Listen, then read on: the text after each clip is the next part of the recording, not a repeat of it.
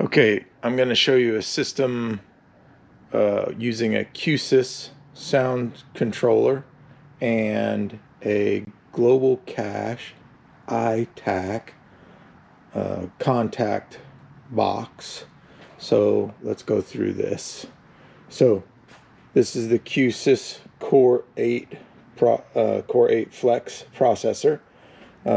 Your power over Ethernet or PoE switch, gigabit switch.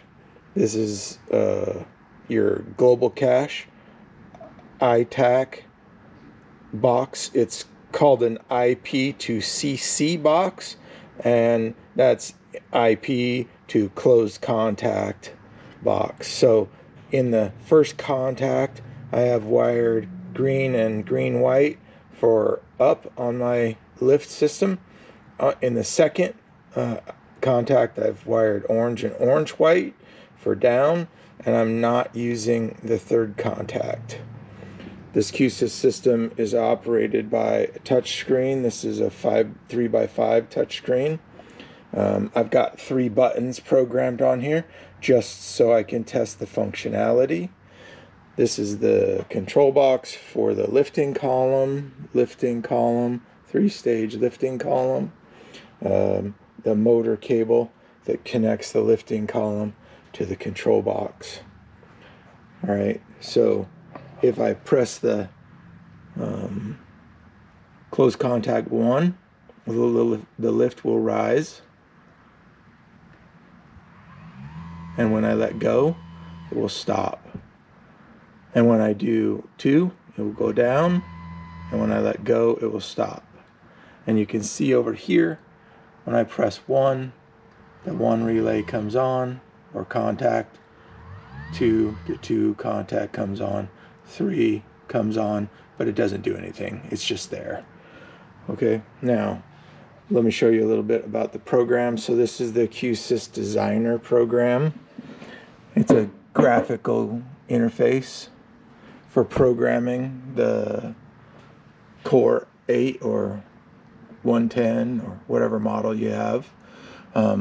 Here I've used their command button, which sends a command to the IP device. This is the address that it sends the command to and the port number, and these are the commands. Each button technically needs 2 commands, one to turn it on, one to turn it off. So this is for close contact 1, 2, and 3.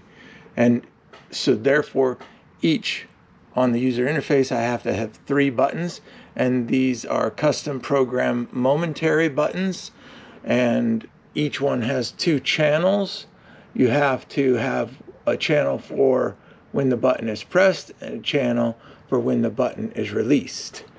The way we do that is use a block controller.